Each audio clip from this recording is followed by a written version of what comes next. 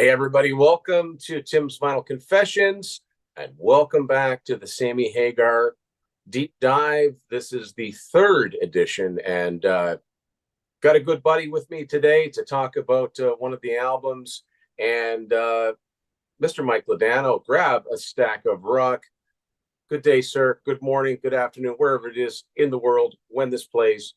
How are you doing? Good morning, sir. Because it is morning where I am, as you can see. We're having the morning electronic fire, and we're talking some Sammy Hagar. And the interesting thing about this, I've been listening to it all week. I've been listening to the entire Sammy Hagar catalog all week that I own, but I don't own musical chairs, so I'm going to have to rectify that. So I'm coming into this very fresh. I knew some of the songs, but I didn't know musical chairs. My understanding, and you hinted at this, and you were being very cryptic about it.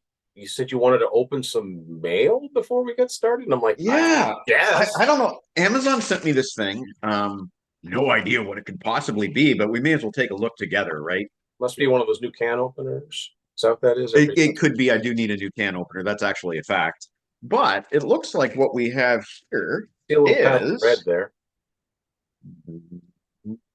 Oh, Ooh, there it okay. is. Well, okay. Yeah, I guess that makes sense. Thank you, sir. We'll do this. Most of all, thank you, Mike. That's a great looking back cover too. I think this is the first time I've taken a really good look at it. I love it.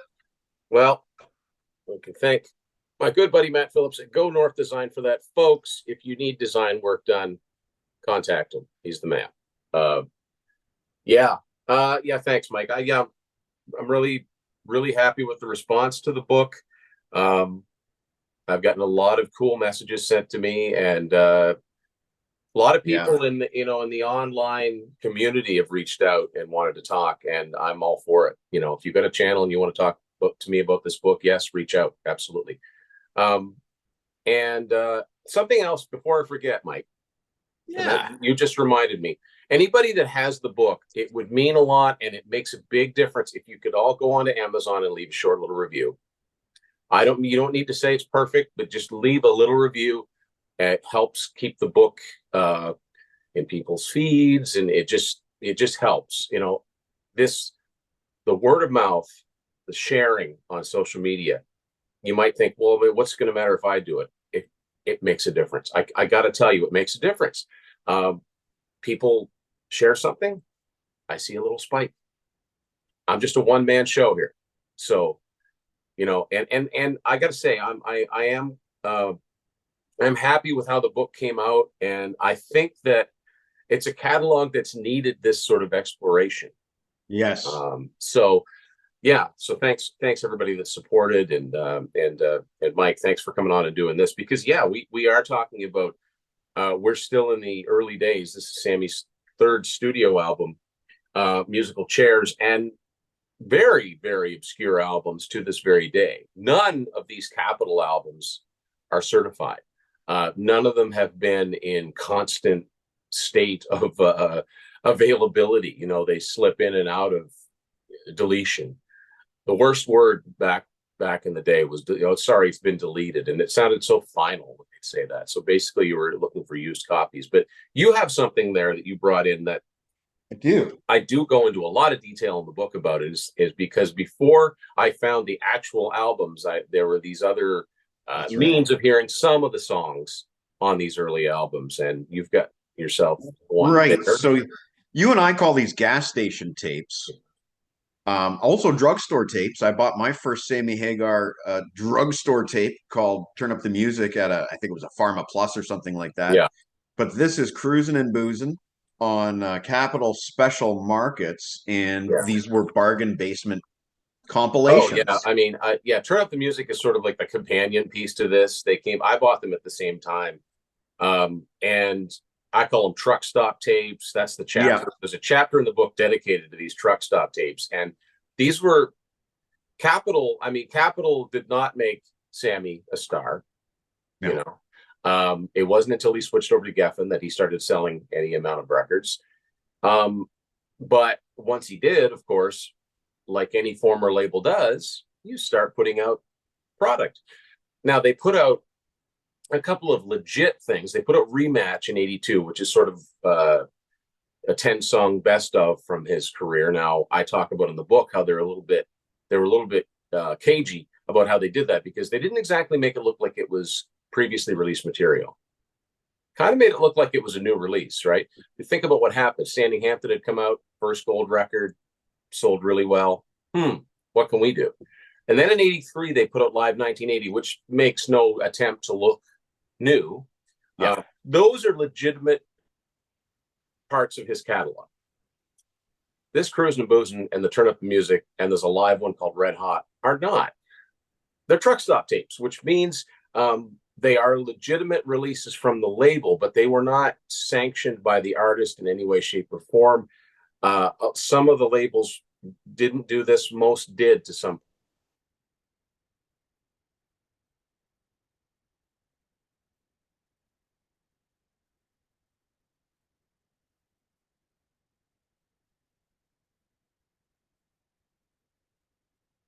side.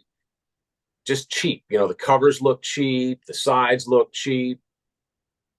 Truck stop tapes. Places that didn't even have music sections sold these. And like I say in the book, there didn't even seem to be a release date for these. They just appeared one day. That's right. And That's sadly, right. it was the easiest way to hear this early material. So, and that's what I was going on for a lot of years. And there are a few songs from Musical Chairs on there, 2 or 3, I think. Yeah, a couple, I think. Let me see here. Cruising, but not Cruising Blues. You Make Me Crazy, Yeah. Reckless. Um, but one thing for me that was really confusing is I had one, it was a Judas Priest one, and it was 1989, so it was technically their newest album. Yeah. I'm filing it as their newest album in my collection, and that was weird. Was that called Beyond Metal? That's the one, Beyond Metal. Yeah. Yep. Yeah. I remember seeing that. Yeah. CBS did that a lot. They did it with Kansas. They did it with, I mean, I get it, but it just, some labels were really, really bad. MCA did it a lot, and it's just, there's nothing wrong with having product to buy, but there's just something about them that's like, I don't consider them parts of the catalog, but yet they did play Yeah. a role. So we are talking about the third Sammy Hagar album, Musical Chairs, which comes in this really, really strange Hypnosis cover.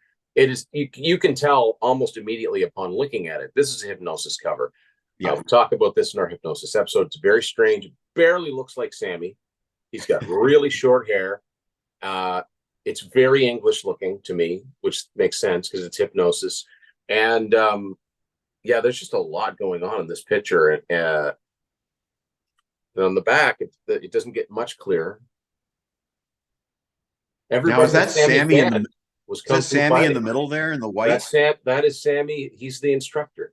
This is Oh, Sammy's dojo, and his oh, band are going to get schooled. oh, oh. I mean, it's weird, right? And that's the other thing. I didn't see this until like '95. I had no idea what these early albums looked like for the most part. Yeah.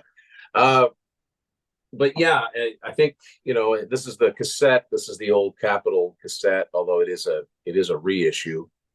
But the reissue probably happened like in the mid '80s, so that's what that looks like there.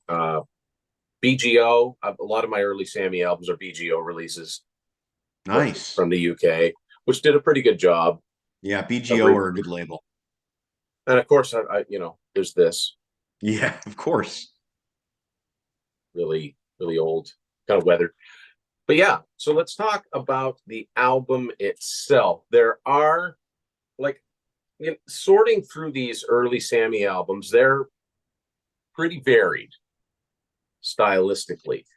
I really don't think Capitol had any idea what to do with him as an artist. I think they were throwing everything against the wall at him to see what stuck. Now, I will say this: by this time, I think, yeah, of the 10 songs on here, only 2 of them are outside songwriting songs. Yeah. The rest of them are originals. So there is that.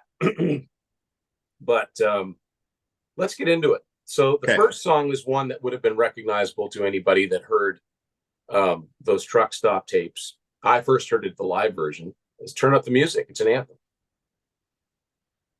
A great song. Yeah, Let me see what I have for my notes. I made some small notes. I'm no Davy Cretin, but I put that it has a very cool intro guitar lick, yeah. and I call it one of Sammy's catchiest solo tracks. Now, of course, I do have history with it, so I would think that. Um, cool rock and roll lyrics referencing the working day and shouting out to past rockers like Johnny B. Good. Basically, I feel the song is an ode to music making you feel better and helping you get through the day. Heavy metal music. Oh, that That feels all right. that always cracked me up because it's not a metal song. Not heavy We metal play music. heavy metal music.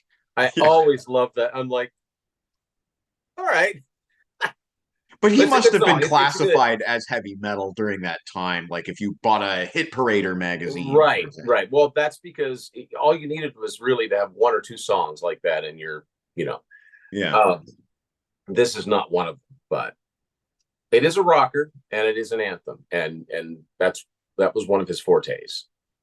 So right away we get into territory that so once that song passed, when I first found this, I think I got the CD first in '95. So let's see, one, two, three, four, five, six, yeah, 7 of the 10 songs on here I was hearing for the first time. Only 3 of them I knew. The next one's called "It's Gonna Be All Right," and this is one of those. It's very '70s. What are your thoughts on this one? I loved it. Alan Fitzgerald on keys there, and there's That some would cool be synth. Yeah, that would be Fitz who went on the Night Ranger. But I also think this is one of the only examples I can think of where in Sammy's band you have Bill Church on bass, and then you have the guy that replaced Bill Church in Montrose on bass and keyboards, which is Fitz. Now they're both in the same band. Isn't that funny? Can you But think of another example where that's happened? not those specific instruments, but Sabotage. We have the lead singer Zach Stevens sharing the spotlight later on with the man he replaced, John Oliva, on vocals Right. and keyboards. Yeah. Something similar there. And Yeah. Halloween with Michael Kiska. Um, but I really liked this song. The great horn section. I love horns, and It, yeah. yeah, It's I not what I think want to hear from Sammy Hagar. It's extremely dated. To me, it sounds. really I I wrote loved in it. the book. It sounds to me like the theme from a TV, like a sitcom from the '70s. It's gonna be all right. Da-da-da. We may be young, but we are strong. We can't be wrong. We've only just begun to be right. Yeah. That's kind of funny to me. We've only just begun to be right. However, that's not as schizophrenically musically as the next song, which is one I did hear, I think, on Cruising to Boozin', which is now is total yacht rock. Yeah, yacht rock. That's a It good word for it. barely sounds like Sammy Hagar, and that is "You Make Me Crazy." This is a mellow, soft rock, late '70s song. Oh yeah. It's the keyboards. I mean, this could be, I don't know, Dr. Hook or Player or Pablo Cruz. Like, When I was listening to it, I was picturing myself in a wintry chalet with a fire roaring and drinking a hot chocolate. I also kind of got vibes. I think Tommy Bolin has a similar song called Sweet Burgundy, and I kind of got the same vibe as Sweet Burgundy with this song, but I liked it. Like, man, as I get older, I like this stuff. sorry, Mike, was somebody, one of us froze, probably me. What's Sweet Burgundy? Tommy Bolin. I Oh, get kind of a similar vibe to this song. I feel like I'm in a wintry chalet drinking a hot cocoa behind with a fire roaring behind me. It's how I get the feeling. Less on a yacht, more in a wintry chalet. I don't know. I'm on a marina trying not to be seasick. Um, but if you really want to see something funny, go to YouTube, type in Sammy Hagar, "You Make Me Crazy." One of the first clips will come up, I think, is from the old gray whistle test. He's got the really short hair, like he's got on this cover, but I don't know what the heck he's wearing. It's got a belt, and it's it cracks me up. It doesn't look like him at all, but he's into it. Feel me If I up may, if, to the if top. I may, if I may preach for a moment, Sammy Hagar, all apologies, has never been a fashion icon. Nope. Never forget the jumpsuits and the "I Can't Drive 55" video, and a lot of red shoes. But on the other hand, I mean, he didn't. This video, he doesn't look out of place. But like I said, he doesn't look like himself. He doesn't have a Right. guitar. The hair is It's just weird. crazy. It's just crazy. Anyway, no pun intended. Next up, this is what I would classify as this is more like it. This is And heavy metal. Capital must agree because they put it on both of the truck stop tapes. They put it on Cruising and Boozing and Turn Up the Music. Boy, they were paying close attention, weren't they? Reckless, dun, dun, dun, like this one Yep. a lot. This is Sammy Hagar trying to go Deep Purple, in my opinion. If you listen, that bam, bam, bam, that's doubled on a guitar with a nice Yeah, thick yeah. organ in behind it. Oh yes, little Highway Star. Actually, the riff itself reminds me very much of Street Fighter by Triumph because that goes Bam, bam, bam. Yeah, you're changes right. a little bit in the second half of it, but I'm Of okay with course, that. those are three chords that sound great together. You mix them up, you change them Yep, around. You're going to get the same combinations happening at some point in time. No fault there, yep. but it sounds good, and Oh, it's a especially great. sounds good It's doubled with yeah, that organ. it's great. It's a great song. Yeah. Next up is one of the covers, and man, they should have left this off the album. What a maudlin, So it's this is drippy. I hate it. "Try to Fall in Love," Try, written by wait, Norman DeRosier. try, try, try to Right. fall in love. They say try twice, Right. It's like "Tonight I'm Gonna Rock You Tonight" to me. but that Um, was meant to be funny, right? yeah, that was meant to be funny, making fun of situations like try to fall in love. Like, But Sammy didn't write this, so we can't blame the grammar or anything like no, that. I The blame the label parentheses. for making him record it, but it's just Yes. it does nothing. It does absolutely nothing, and I really don't like it. There's a moment where Sammy does like a very brief falsetto, and Sammy's not a falsetto kind of singer. He's more of a screamer. Again, And it just like doesn't sound right. It sounds forced. It sounds like this is the first time I've ever sung a falsetto in my life. Let's have a shot at yeah, it. it's schizophrenic though. Like it's all over. All of these early albums are all over the place. Starting with the next album, Street Machine, it starts to get a little bit more focused. Like, okay, this is a hard rock. We're gonna make a hard rock album a little bit, but Yeah, I he's bought still Street in that. Machine. He's still in that. Let's try everything. Yes. So first song on side two, again, it's one I hadn't heard, and it was a nice surprise. Don't Stop Me Now. I like this one a lot. I used the word punchy. I used the word crunchy. Yeah. I put it's got a nice crunchy riff. I like the chorus, and there's a nice red reference in there. I'm turning red. I liked this song. Now, having just been introduced to this album, I couldn't tell you how it goes right now, but I remember liking it, and that's what I said about it. I would not skip. And the next one is the other cover on the album, but I actually don't mind this one. Uh, Right. it was done by a British band called Liar, and they had an album called Straight from the Hip. This is called Straight from the Hip Kid. It's kind of it's got a little bit of that funky clavinet, Love it. um, and it's very witty, and I like how Sam sings it. It sounds like something he might have written. So highbrow, so low down. I like it. I don't think this one sounds out of place. Oh, and when I did the little keyboard riff, we got to go back. Sorry, we got to go back to "It's Going to Be All Right." It just occurred to me one of the last times I listened to the album, that keyboard riff, the beginning of "It's Going to Be All Right," like that. Yep, yep. That makes me think of "Body Language" by Queen. You're right. I'll leave Yep. that, leave that I there. hear that. I hear that. Next up is another one I'm not so crazy about. "Hey Boys." Let's see what I wrote. I wrote okay song. Light, but not particularly memorable. Chorus feels like it doesn't quite fit. Good keyboard solo work. Very atmospheric. I liked that quite a lot. I'm finding I like fits on this album a lot. I also like the lyric, "We're all playing musical chairs, but a change is Yeah, going to come." So yeah, there you go. I called it light rock. yeah. It very much. Yeah, I wasn't crazy about it. Not bad.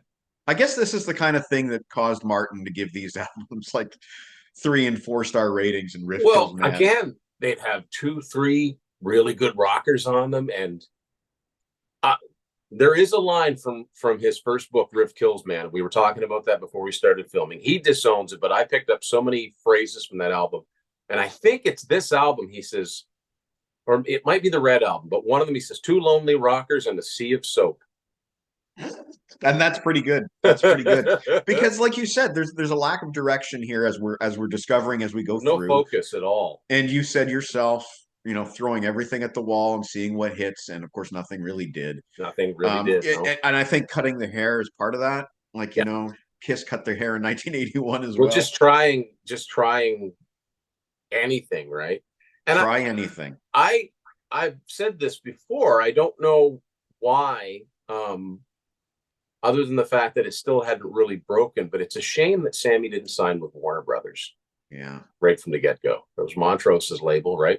Anyway, so the last two songs I kind of linked together, and that's mainly because of the really fun Contrarians episode that Martin and I did, where we created a concept album called Out of Space, where Sammy narrates this little story. And both of these last two songs I worked in because Sammy always had a space song on his early albums. First of all, there's Someone Out There. It's pretty self-explanatory. I know there's someone out there and someday they'll come. And then Crack in the World. Crack in the World is more like an apocalyptic type of thing. And I really like both of these songs, especially Crack in the World. Okay, so this is where we're going to differ a little bit. First of all, I love anything to do with aliens, though. And Sammy actually, I think he believes he's been abducted, if I remember correctly. I can't remember. His quote was, "They downloaded his brain information." Okay, so let's say he's been abducted then. But I like that kind of content because I'm a sucker for science fiction. So bring it on, Sammy. I enjoyed Someone Out There. I called it an upbeat rock song. It has some nice, again, with Fitz, the nice Yeah. background organ. And this is the last, this is the last studio album that Fitz was on. And I should know this. He wasn't in Gamma, was he? No. I'm just trying to think of what so. I'm trying to think of what he did between here and Night Ranger in '82. Well, you would know. but that's the thing. I don't know what he did between '77 and '82. So someone out there knows. So scared and lonely. Anyway, now as for Crack in the World, I get what you like about it, but for me, it hasn't clicked yet. I'm going to say yet. Okay. I think there's potential there, Mike, because it's very much in the same. It's basically like we got to get off this planet. Yes, I like the lyrics. Musically, it's epic. Okay, I like so we the have lyrics. that. So look for the subtle clues. It won't make the front page news, and then it's a shuffle. But then in the chorus, it goes into 4/4. Yeah, very metal. Crack. And I wrote that the chorus doesn't feel like it fits. So I don't know. I like the keyboard work. I like the guitar solo work, and I felt like the song ended prematurely. Like it fades, and I feel like there's a missing resolution to the song. I feel the same way about one of his upcoming albums. It feels like there should have been more content, but So yeah, I mean, it's not like we're looking back and saying, I can't believe this wasn't a successful album. No, I can believe it. I can believe it because it's just that's why I've said like this many times too. I repeat myself, folks. You may have noticed. Repetition. Yeah. But I always recommend if somebody's going to dive back into Sammy's solo career, yes, we are talking about the studio albums, but check out the live stuff. Check out All Night Long and Live 1980, whatever form you can get those in, because he brings the rockers to on stage with him. And like a lot of 70s albums, they sound better in their live versions. They're more energetic, they're recorded better. And so take that for what it is. It's the third Sammy Hagar album. Busy, very busy. This is his second album to come out in '77. Yeah. Musical Chairs. And I think all of his albums are worth checking out because even though I like those live albums, there are some gems scattered across these early albums that you will only get from hearing the albums they were originally on. That's correct. That's correct. So, but if I may be so bold, if you want a quick starter into Sammy Hagar, besides, of course, buying the book Red on Black by Tim Derling, I would suggest going for one of those truck stop tapes because these are actually darn good. Turn Up the Well, Music introduced me to the early music of Sammy Hagar, and it had a lot of corkers on there. the only it kind of goes exactly against what I said in the book, but I know what you're saying. But the problem is if you're actually looking for his actual albums, if you're to go on eBay and type in Sammy Hagar Capitol Records, you got to sort through a ton of those truck stop tapes before you get to his actual albums. That's If right. somebody's selling, lot of 6 Sammy Hagar albums, they'll all be there, and then Rematch will be there, and then maybe a Van Halen album. Well, you still don't have any of his actual Capitol albums. So, That's right. They you were know, always sort of hard to find on any format, really. But very hard there to was find. there was a very limited CD kind of issuing going on in the late '90s, and if you're lucky to get some of those back in the '90s, they were retailing for like 25-30 bucks new. So yeah, like they're not exactly the kind of thing you're going to find flipping through your local HMV store. Yeah, I don't have any of his original Capitol albums on Capitol CDs. The only Capitol CD I have is Rematch, which is there's another story behind this called Rematch and More. But anyway, Right, um, right. but they I don't know about 9 and a 10 scale, but they all were issued, but a very very brief window of time in the mid '80s on CD, and very quick, just as quickly deleted. I think the cassettes had a little bit longer shelf life, but yeah, like BGO started to re-release them in the early to mid '90s, and then of late, I don't know if it's all of them, but Rock Candy, oddly enough, Yes, um, there's a couple. has done a great job reissuing. Like the Street Machine reissue is great, and the bonus tracks are just right. They're proper to the time period. So yeah, it is possible. It's just you've got to special order them pretty much. You are unlikely to stumble upon them in any form. And believe me, I've been looking for years, and for the most part, the copies of those albums that I've either found on vinyl and cassette have been the one time I've seen them in a store. They're not Right, they're not when you're flipping through albums and there's certain ones you see every time. Not the case with these early Sammy albums. So, right. and all that does is make me want to check them out more. Yeah, what are you missing? Yeah. You'll find out, folks. But you know what else you can special order, Tim? If you go to your local Amazon right now, it doesn't matter what country you're in, you can order Red on Black by author Tim How Derling. do you do that? That's amazing. Oh man, Mike's a great supporter, and I really appreciate it. And folks, again, I need to ask you one more time. Take 2 seconds. Great book, blah blah blah, on Amazon. Leave a review for it, and it helps. It really And there's helps. some other So, books too. If you look up, there's if you click Tim Derling, there's 3 other books that might be of interest to you. do you guys know Mike's my publicist? No, no, I really appreciate it. I really appreciate it. It's nice having people in your corner. Well, Yeah, he pays me after the fact, but yeah. that's where that's going. Actually, All right. the truth is, I haven't read it yet, but I know what I'm going to get because this guy is extremely thorough with his research and everything else. And if you're a subscriber on this channel, you already know that. So, you know, I'm preaching to the choir here. And don't forget, folks, grab a stack of rock, subscribe. This guy knows his stuff. One of the few guys I can go toe to toe with. Yeah, we both have our merch on T Public, and I do have some merch linked to the Red on Black. So Yeah, yeah, check that out too. some Mike, really thank you so nice merch. much for coming on and Thank talking you. about and playing musical chairs on this fine morning. Yeah, Red on Black. Listener's Guide to Sammy Hagar. You may be surprised at just how many albums the band did on his own. So there you go. We'll be back with another edition of the Deep Dive, not with Mike, although I will be seeing Mike again. You'll be seeing Mike again on some future deep dives. We are going to. I need more coffee. I really do. Yeah, Refill time. refill time. All right. Thanks everybody, and I want to thank everybody for watching Tim's Vinyl Confessions. Go listen to some Sammy Hagar.